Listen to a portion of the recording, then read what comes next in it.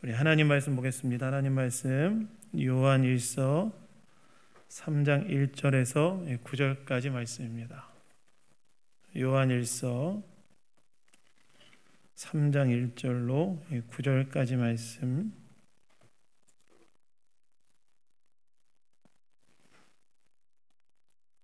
다 찾으셨으면 저와 교독하도록 하겠습니다. 보라, 아버지께서 어떠한 사랑을 우리에게 베푸사 하나님의 자녀라 일컬음을 받게 하셨는가. 우리가 그러하도다. 그러므로 세상이 우리를 알지 못함은 그를 알지 못함이라.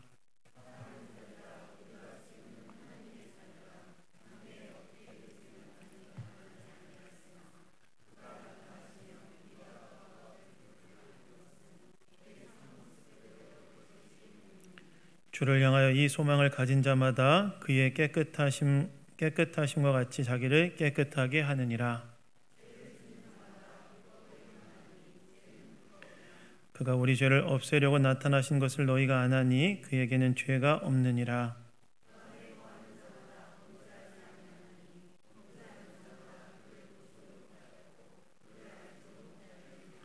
자녀들아, 아무도 너희를 미혹하지 못하게 하라. 의를 행하는 자는 그의 의로우심과 같이 의롭고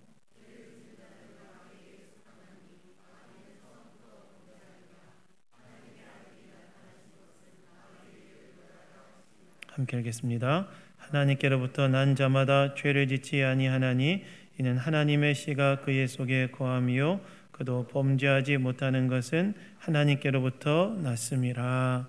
아멘. 아멘. 하나님의 자녀답게 살기 위해서란 제목으로 하나님 말씀 나누기 원합니다. 여러분, 우리가 예수님을 믿을 때 우리 안에 변화되어지는 것이 한 가지가 있습니다. 우리가 예수를 믿을 때 변하는 것이 무엇이냐? 우리의 신분이 변화됩니다. 신분. 그래서 예수 그리스도를 믿기 전에 우리는 다 하나님 앞에 어떤 자들이었습니까? 예수님을 믿기 전에 우리는 다 하나님 앞에 어떤 자들이었냐면 하나님 앞에 죄인이었고 하나님과 원수된 자들이었죠. 그런데 예수 그리스도를 믿을 때 우리의 신분이 어떻게 변화된다고 성경이 이야기하냐면 하나님의 자녀로 신분이 변화된다고 이야기합니다. 그래서 예수님을 믿을 때 우리는 예수 십자가 공로로 말미암아 우리는 어떻게 되냐면 죄인이 하나님 앞에 죄인이었고 원수되었던 우리가 이제 하나님의 자녀로 신분이 변화되어진다는 거예요. 그래서 여러분, 내가 예수 그리스도를 믿고 있다면 나는 하나님의 자녀가 되었다는 사실을 믿으시는 저와 여러분 다 되기를 예수님 이름으로 축원합니다. 그래서 예수 믿을 때 우리는 하나님의 자녀로 신분이 변화되었다는 거예요. 그렇다면 이제 예수를 믿은 후에 우리는 이제 하나님의 자녀라는 새로운 신분으로 이 땅을 살아간다고 할 수 있습니다. 그렇다면 우리는 그 신분에 걸맞게 살기 위해서 어떻게 살아야 되는가? 어떻게 살아야 될까요? 웨스트민스터 신앙고백 대열이 소열이 문답 첫 번째 질문이 뭐였냐면 인간의 목적은 무엇인가? 뭐라고 답합니까? 하나님을 영화롭게 하고 그분을 영원히 즐거워하는 것이다. 그래서 예수님을 믿고 하나님의 자녀로 새로운 신분을 갖게 된 우리는 이후에 어떻게 살아야 되냐면 바로 하나님을 영화롭게 하는 것, 바로 하나님의 영광을 위해 살아간다고 할 수 있어요. 하나님의 자녀는 하나님, 우리의 아버지 되신 하나님의 영광을 위해 이제 살아가야 한다는 것입니다. 그렇다면 그 하나님의 영광을 위해 살아가기 위해 어떻게 해야 되느냐?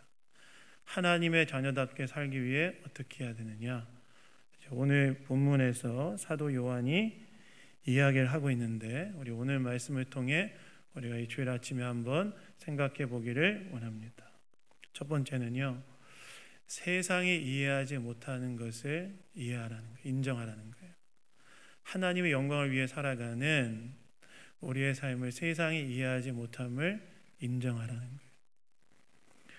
여러분, 오늘 본문 1절을 보면 요한이 어떻게 이 본문을 시작하냐면 보라 라고 시작합니다. 보라. 여러분, 이 보라라는 명령은 언제 쓰여지는 명령이죠? 주의를 집중시킬 때 쓰는 명령이죠. 봐라 하는 거예요. 그러면 사도 요한이 지금 편지를 받는 독자들인 성도들에게 무엇을 보라고 주의를 집중시키느냐? 그 1절 그 다음 본문에 그 다음 구절에 나오는데 뭐라고 나옵니까? 이렇게 나오죠. 아버지께서 어떠한 사랑을 우리에게 베푸사 하나님의 자녀라 일컬음을 받게 하셨는가? 이렇게 나옵니다. 다시 말해서 사도 요한은 지금 편지를 받는 성도들에게 보라, 주의를 집중시키면서 무엇에 주의를 집중시키냐면 하나님께서 어떠한 사랑을 성도들에게 베푸셔서 하나님의 자녀가 되게 하셨는지를 제 주의를 집중시키고 있다는 거예요. 하나님께서 어떠한 사랑을 성도들에게 베푸셔서 하나님의 자녀라 일컬음을 받게 하셨는지에 대하여 주의를 집중시키고 있다는 거예요. 그렇다면 하나님께서 성도들에게 어떤 사랑을 베푸셔서 하나님의 자녀가 되게 하셨는가? 여러분, 하나님께서 성도들에게 어떤 사랑을 베푸셔서 하나님의 자녀가 되게 하였습니까? 우리가 잘 아는 것처럼 하나님께서는 죄인들을 위해 하나님의 아들이신 독생자 예수를 보내셔서 예수님께서 그들의 죄를 대신 지시고 십자가에 못 박혀 죽으심으로 구원받을 수 있는 길을 열어놓으신 것으로서 하나님의 사랑을 베푸셨지요. 즉 하나님께서 이 요한의 편지를 받는 성도들에게 베풀어 주신 사랑은 무엇이었냐면 아들을 주신 사랑이었다는 거예요. 아들을 주신 사랑. 아들을 십자가에 내어주신 사랑이었다는 거예요. 여러분, 죄는 무엇이 있습니까? 성경은 모든 인간이 죄 아래 있다고 이야기하는데 죄는 무엇이 있습니까? 죄는 여러분 죄책이 있습니다. 죄책은 무엇이죠? 죄는 책임이 따른다는 거예요. 죄는 그냥 짓고 끝나는 것이 아니라 죄에 대해서는 책임이 따른다는 거예요. 그럼 죄에 대한 책임은 무엇이냐? 성경은 죄에 대한 책임이 뭐가 있다고 이야기하냐면 형벌이 따른다고 이야기해요. 형벌이 따른다.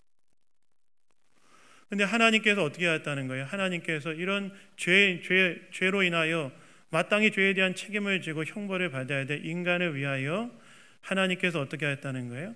하나님의 아들이신 예수 그리스도를 이 땅 가운데 보내셔서 그 인간들의 죄에 대한 책임을 예수님이 십자가에 대신 받게 하심을 통하여 구원받을 수 있는 길을 열어놓으셨다는 거예요. 그리고 예수를 믿을 때 하나님께서 구원받고 하나님의 자녀가 되게 하시는 은혜를 베풀어 주셨다는 거예요. 여러분, 생각해보면 이거 얼마나 놀라운 사랑입니까? 얼마나 놀라운 사랑입니까? 아니, 아들을 내어주시기까지 사랑하셨다는 거 생각해보면 이 얼마나 놀라운 사랑입니까? 그래서 그럼 바울도 로마서에서 뭐라고 이야기합니까? 이렇게 얘기하죠. 의인을 위하여 죽는 자가 쉽지 않고 선의를 위하여 용감히 죽는 자가 혹 있거니와 우리가 아직 죄인 되었을 때에 그리스도께서 우리를 위하여 죽으심으로 하나님께서는 우리에 대한 자기의 사랑을 확증하셨느니라. 의인과 선인을 위하여 죽는 자가 없다는 거예요. 거의 없다는 거예요. 그러나 하나님께서 어떻게 하셨다는 거예요?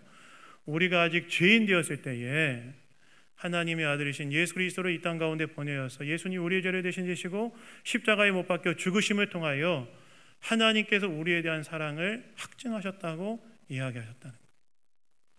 그러니까 이 아들을 주시는 사랑이 여러분 얼마나 놀라운 사랑이에요. 아들을 주신 사랑이 얼마나 놀라운 사랑입니까? 그래서 여러분 1절에서도 오늘 본문 실제로 사도 요한이 1절에서 어떠한 사랑이라 할 때 이 어떠한이란 단어는요, 어떤 의미냐? 세상에 없는 익숙하지 않은 사건을 만났을 때 느끼는 놀라움을 표현하는 단어예요. 그러니까 하나님의 이 사랑은 어떤 사랑이냐면 세상에서 볼 수 없는 그런 사랑이라는 거예요. 죄인들을 위하여 아들을 내어주시는 사랑, 세상에서 볼 수 없는 그런 놀라운 사랑이라는 것입니다. 하나님께서 죄인이었던 자신과 또 성도들을 위해 베풀었던 사랑에 요한은 집중해봐라 이렇게 얘기한다는 거예요. 그러면서 무엇이라고 말하냐면 1절 후반부에 보시면 그러므로 세상이 우리를 알지 못함은 그를 알지 못함이라. 이렇게 얘기합니다. 이 말은 무슨 말이냐면 요한과 성도들이 하나님의 사랑을 받아 자녀가 되었는데 그것을 세상 사람들이 이해하지 못하는, 알지 못하는 이유는 무엇이냐면 그들이 아직 하나님의 사랑을 모르기 때문이라는 거예요. 세상 사람들이 우리가 하나님의 사랑을 받아서, 예수 믿는 자들이 하나님의 사랑을 받아서 하나님의 자녀가 되었다는 것을 알지 못하는 이유는 무엇이냐면 그들이 하나님의 사랑을 아직 모르기 때문이라는 거예요. 이 말은 무슨 말입니까? 우리가 하나님의 자녀로서 이 세상을 살아갈 때 그 살아가는 삶에 대해서 세상이 이해하지 못한 이유가 있다는 거예요. 세상이 이해하지 못하는 이유는 무엇입니까? 세상이 아직 하나님의 사랑을 모르기 때문이다. 하나님의 사랑을 받은 자녀로서 우리가 하나님의 영광을 위해 살아가는 삶을 세상 사람들이 이해하지 못하는 이유는 아직 세상 사람들이 하나님의 사랑을 알지 못하기 때문입니다. 그럼에도 불구하고 어떻게 살아야 된다는 거예요?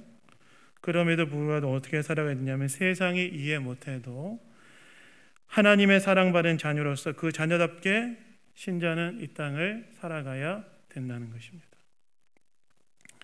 그래서 여러분, 우리가 하나님의 자녀로서 이 땅을 살아가기 위해서는요, 한 가지 분명히 해야 될 것이 있습니다. 우리가 하나님의 자녀로서 이 땅을 살아가기 위해서 한 가지 분명히 해야 될 것은 무엇이냐? 우리가 하나님의 자녀로 살아가는 삶에 대해 세상이 이해하지 못하는 것을 좀 자연스럽게 여기라는 거예요. 이상히 여기지 말라는 거예요. 여러분, 우리가 하나님의 자녀로서 어떻게 살아야 됩니까? 서론에서 이야기했던 것처럼 하나님 영광 위에 살아야 되죠. 하나님 그분을 영화롭게 하며 살아가는 것이 우리 인생의 이제 목적이라는 거예요. 그런데 그런 삶을 세상은 이해하지 못한다는 거예요.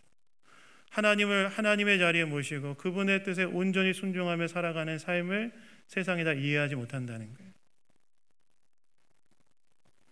왜 이해 못합니까? 세상 사람들은 아직 하나님의 사랑을 알지 못하기 때문에. 그분의 사랑에 대한 감사로 그분의 영광을 위해 살아가는 우리의 삶에 대해 우리의 삶에 대해 그들은 하나님의 사랑을 모르기 때문에 그런다는 거예요. 그래서 이해해야 된다는 거예요. 제가 대학을 졸업하고요, 그 캠퍼스에서 이제 대학생 선교단체 간사를 한 7년을 살았습니다. 그 대학생 선교단체 간사 뭐 하느냐? 대학교에서 이제 대학생들 대상으로 전도도 하고, 그 다음에 성경도 가르치고, 그 다음에 상담도 해주고, 배고프다 그러면 밥도 사주고, 돈 없다고 하면 뭐랄까요? 돈도 주고 강의도 하고 설교도 하고 뭐 그런 삶을 살았어요. 7년 동안. 근데 저의 그런 삶을 이해하지 못하는 분이 한 분 계셨어요. 누구였을까요? 네? 네, 저희 어머니. 저희 어머니가 이해 못했어요. 저희 어머니 예수 믿기, 그때 예수 안 믿으셨는데 저희 어머니 이해를 못했어요. 열심히 대학을 공부시켜놓고 졸업을 시켜놨는데 얘가 취업할 생각은 하지 않고 대학교에 남아서 대학생들한테 뭘 한다 그러는데 뭘 하냐면 뭐 전도도 하고 상담도 하고 집에 와서 밥도 먹인다 그러고 강의도 하고 설교도 한다는 거예요. 어머니 저희 삶을 이해를 못하는 거예요. 그래서 제가 집에 갈 때마다 저희 어머니 꼭 저한테 물어보셨어요. 뭘 물어봤냐? 넌 도대체 뭐하고 사는 거냐 물어보시더라고요. 넌 도대체 뭐하고 사는 거냐. 그래서 내가 이런 걸 하고 삽니다. 그러면 어머니의 그 머릿속에는 도대체 그 삶이 그 규범화가 되지 않는 거죠. 그래서 그한테 꼭 물어보셨어요. 그럼 네가 뭐 강의를 한다니까 강사냐? 아닙니다. 그럼 뭐 전도도 한다니까 하면 전도사냐? 아니, 아닙니다. 그럼 목사냐? 아닙니다. 그럼 도대체 뭐냐? 뭐라고 참 말하기가 어려운 거예요. 뭐라고 참 말하기가 어려운 거예요. 근데 나중에 저희 어머니가 예수님을 믿고 난 다음에 그 다음에 제가 그렇게 살았던 삶을 그때 좀 이해하시더라고요. 네가 그때 그런 삶을 살았던 거였구나. 우리가 예수 그리스도를 믿고 난 다음에 하나님의 영광을 위하여 그분을 위해 우리의 삶을 희생하고 살아가는 삶에 대해서 세상은 잘 모른다는 거예요. 잘 이해를 못한다는 거예요. 왜냐하면 세상은 하나님의 사랑을 아직 모르기 때문에 하나님께서 우리에게 베풀어 주신 사랑에 대한 감사로 그분의 영광을 위하여 나를 희생하며 살아가는 삶에 대해서 세상은 이해하지 못한다는 거예요. 사실 여러분들도 마찬가지지 않습니까? 우리가 예수 믿고 주님의 영광을 위해 살아가는 삶에 대해서 세상 사람들 다 이해합니까? 당장 여러분 뭘 이해 못하죠? 당장 뭘 이해 못합니까? 주일에 쉬지 않고 놀지 않고 예배드려 이 자리에 온 거 세상 사람들이 이해합니까? 세상 사람들은 관계없이 사십니까? 주일에 시간을 떼어서 하나님께 예배드리러 오는 거 거기에서 끝나나요? 주님을 위해 봉사하는 거 거기서 끝나는 게 아니라 헌금도 하죠. 그래서 예전에 어떤 분이 권사임직을 받고 집에 갔는데 아들이 뭐라고 그랬다는 거예요? 이제 교회에서 월급 나오겠네 그랬다는 거예요. 재미없으세요? 아니잖아요. 주를 위해 헌신하는 거 희생하는 거잖아요. 아니 그것만 그렇습니까? 우리가 또 뭐 돼요? 전도도 하잖아요. 전도하면 뭐 맨날 좋은 일만 있습니까? 늘 사람들이 우리를 호의적으로 대하나요? 때론 거절하고 때론 냉정하게 대하고 냉대함에도 불구하고 전도하잖아요. 복음을 전하잖아요. 그것만 있습니까? 어떤 사람도 어떻게 살아요? 좋은 학벌과 또는 좋은 직장을 다 내버리고 어느 순간에 타문화권, 자기 문화권도 아니고 타문화권으로 이동하여서 거기서 때로는 외롭고 고독하게 그러나 평생 거기서 뭘 위해 살아요? 복음을 위해 살잖아요. 제가 알고 있는 우리 선교사님, 우리 허지영 선교 지난번에 미얀마에 이제 오신 선교사님, 그분은 울산대 졸업하고 카이스트 석사하고 난 다음에 KT였던지 제가 지금 정확히 에트리였던지 거기서 직장생활 잘하고 계셨는데 하나님 부름받고 어떻게 한 거예요? 다 내려놓고 버리고 처음에는 중국 곤명에 선교사를 가셨어요. 수년 동안 선교하다가 거기 곤명에 선교사를 너무 많이 들어오니까 이제 내가 여기서 더 이상 할 게 없다. 그래서 가신 곳이 미얀마였어요. 그러면 또 하나의 언어를 그 40대 중반에 가셨는데 또 하나의 언어를 중국에 잘 정착해서 사역자라고 잘 세워놨는데 또 하나의 언어를 배워서 선교하게 간다는 게 쉬운 선택입니까? 안 그렇잖아요. 그 왜 그럴까요? 우리는 뭘 알기 때문에 그래요? 예수 그리스도 안에서 하나님 우리에게 베풀어 주신 사랑을 알고 그 사랑에 대한 감사로 그분의 영광을 위하여 우리를 희생하며 살아가는 것이 아깝지 않기 때문에 살아가는 거 아니겠습니까? 아멘. 안 그러셔요? 아니 하나님께서 예수 그리스도 안에서 우리에게 베풀어 주신 돌아온 사랑의 은혜에 대한 감사로 그분을 위하여 무엇을 희생하며 살아간다 할지라도 하나도 아깝지 않기 때문에 그렇게 사는 거 아닙니까? 아닙니까? 그래서 이렇게 우리가 주를 위해 살아가는 거 아니겠습니까? 근데 세상은 그걸 모른다는 거예요. 세상은 모른다는 거예요. 그래서 여러분, 우리는 때로 세상이 그것을 알지 못한다 할지라도 이상히 여기지 말고 그럼에도 불구하고 어떻게 살아야 되냐? 계속해서 하나님의 자녀로서 주의 영광을 위해 살아가야 된다. 그래서 여러분, 아주 유명한 기독교 그 작가 중에 오스 기니스라는 분이 계신데요. 전 그분이 썼던 책 중에 이 소명이라는 책 참 인상 깊게 읽었어요. 20대 때 그 책인데. 제가 요즘 보니까 제가 요즘 그 책을 계속 읽는데 제가 지금 40대 중반에 이 책을 읽을 때 머리 안 남아요. 그 진짜 제가 너무 요즘 답답한데 그 생각나는 건 20대 때거든요. 그래서 20대가 누가 있는지 모르겠지만 그 20대 때 책을 많이 읽으십시오. 그게 많이 남습니다. 근데 그 오스 기니스가 그 소명에서 뭐라고 이야기하냐면 신자는 어디 앞에 살아가냐면 유일한 청중 앞에 살아간다 이렇게 얘기해요. 유일한 청중. 그 유일한 청중은 누구일까요? 하나님 앞에 산다는 거예요. 하나님 앞에.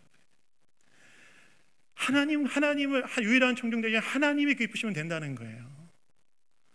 그래서 여러분 그 오스 기니스가 그 19세기에 아주 유명했던 그리스도인 장군이었던 찰스 고든 장군의 말을 인용하면서 이렇게 이야기하는데, 그 찰스 고든 장군이 뭐라고 하냐면 이렇게 이야기합니다. 이건 찰스 고든 장군 이야기예요. 나는 유일한 청중 앞에서 살고 있습니다. 다른 모든 청중 앞에서 내가 입증할 것도 얻을 것도 잃을 것도 없습니다. 그분이 나에게 미소 짓고 계신다면 사람의 미소나 찡그림은 나에게는 상관없습니다. 철저하게 유일한 청중 되신 하나님의 존재 앞에 살아갔다는 것이죠. 그래서 여러분, 우리는 어떻게 살아야 되냐? 때로 우리가 하나님의 영광을 위해 살아가는 우리의 그 희생적인 삶에 대하여 세상이 이해하지 못할 때라 할지라도, 그러나 하나님을 우리가 미소 짓게 한다면 그것으로 충분하다는 사실을 기억하시고, 유일한 청중 되신 하나님 앞에 그분의 자녀로서 그분의 영광을 위해 살아가시는 저와 여러분 다 되기를 예수님 이름으로 축원합니다. 그래서 하나님 영광에 살아가십시오. 두 번째로 하나님 자녀답게 살기 위해서는 우리가 뭘 필요하냐? 우리의 궁극적인 미래 희망을 이 땅이 아닌 어디에 두고 살아야 된다는 거예요? 천국에 두고 살아야 된다는 거예요. 천국. 우리의 궁극적인 미래에 대한 희망을 어디에 두고 살아야 되느냐? 천국에 두고 살아야 된다는 거예요. 여러분, 오늘 본문 1절에서 세상의 성도가 하나님의 자녀를 이해하지 못하는 이유에 대해 설명한 요한이 이제 장래에 성도에게 일어날 일에 대해 이야기하는데, 2절에 보시면 요한이 무엇이라고 말합니까? 우리 2절 한번 다 같이 한번 읽어보도록 하겠습니다. 우리 2절 읽겠습니다. 시작. 사랑하는 자들아, 우리가 지금은 하나님의 자녀라.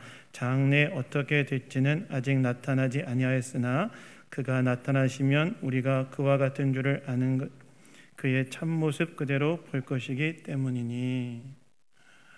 요한이 장래에 성도에게 일어날 일에 대해서 이야기하는데, 그 장래는 언제를 말하냐면 2절 중반부에 나와 있는 것처럼 언제를 말합니까? 그가 나타나시는 때, 즉 예수님의 재림의 때를 이야기해요.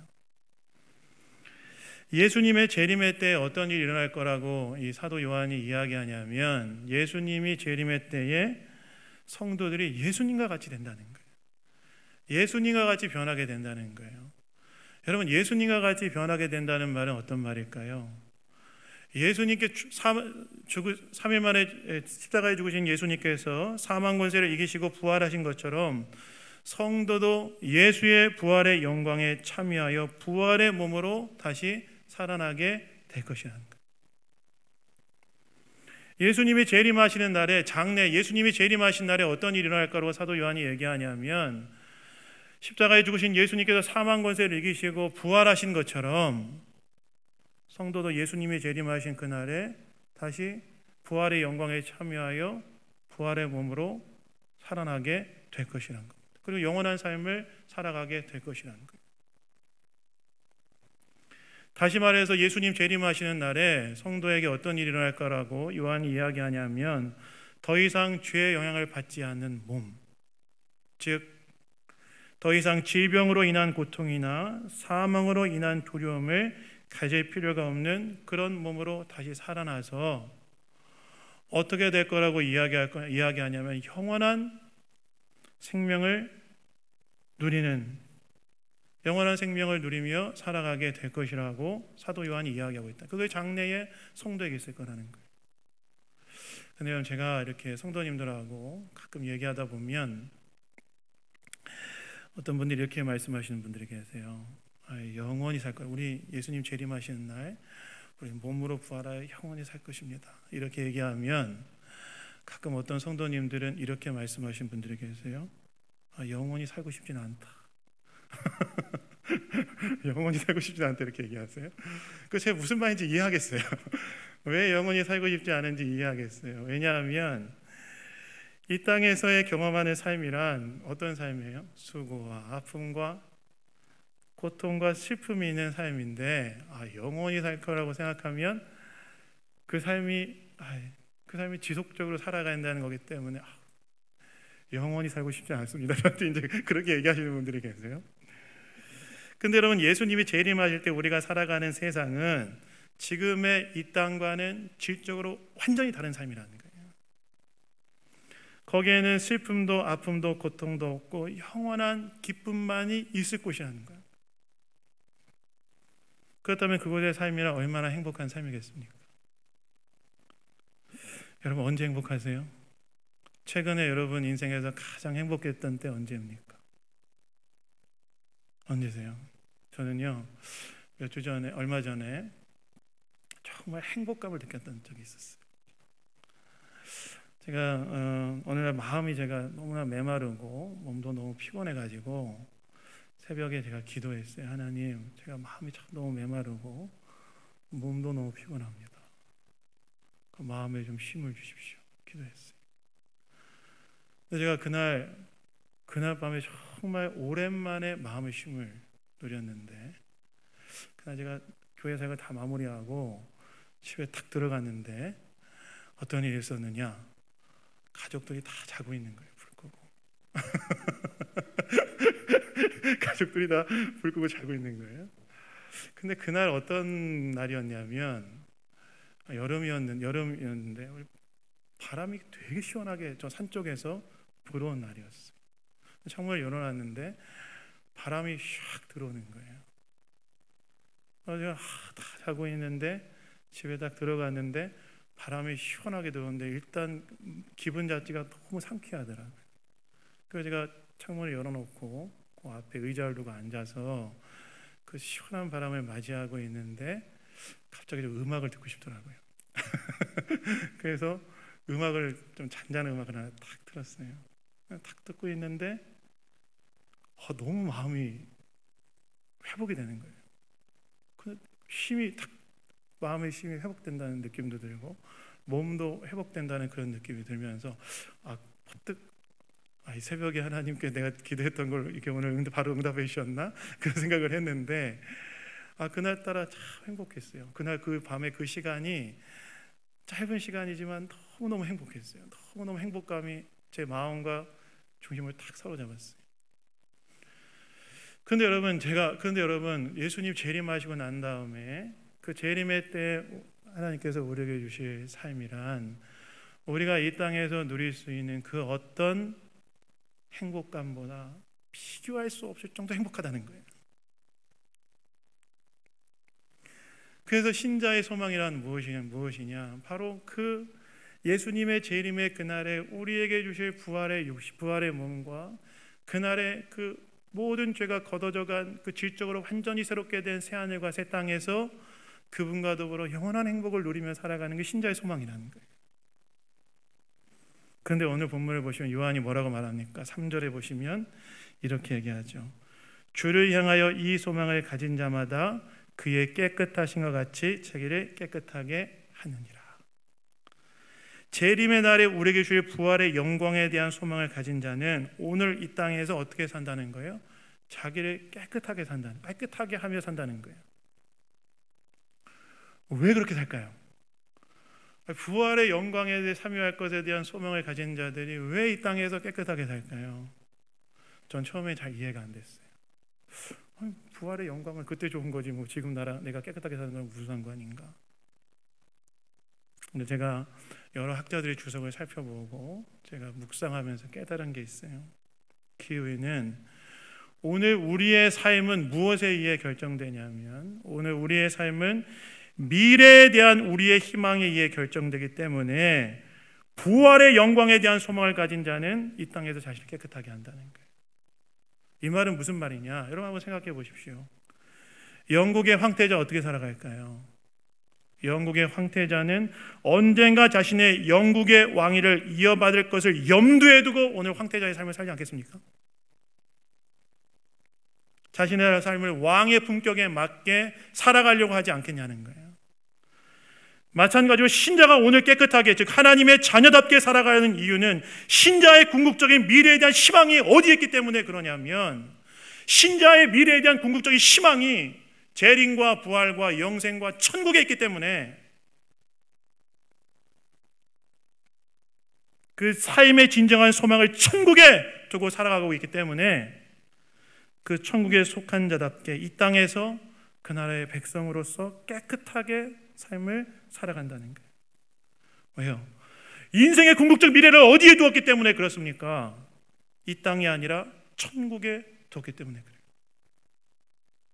이 말은 역으로 우리가 이 땅에서 하나님의 백성답게 살지 못하는 이유는 어떤 면에서는 우리의 소망, 우리의 인생의 미래에 대한 궁극적인 희망을 천국에 두지 않았기 때문에 그럴 수도 모른다는 생각이 들어요. 이 땅에서 잘 먹고 잘 사는 것을 궁극적인 인생의 소망으로 두었기 때문에 우리가 하나님의 자녀답게 살지 못할 수도 있다는 것입니다. 오늘 여러분, 잘 먹고 잘 사는 건 나쁜 거 아닙니다. 그래서 잘 드시고 잘 사십시오. 그래서 맛있는 거 드시고 고기도 드시고 하십시오. 그러나 그것을 우리의 삶의 미래에 대한 궁극적인 희망으로 두면 안 된다는 거예요. 이 땅에서 내가 잘 먹고 잘 사는 것이 아니라 신자의 미래의 희망에 대한 궁극적인 미래에 대해서 궁극적인 희망은 어디다 두고 살아야 되냐? 천국에 두고 살아야 된다는 거예요. 천국에도.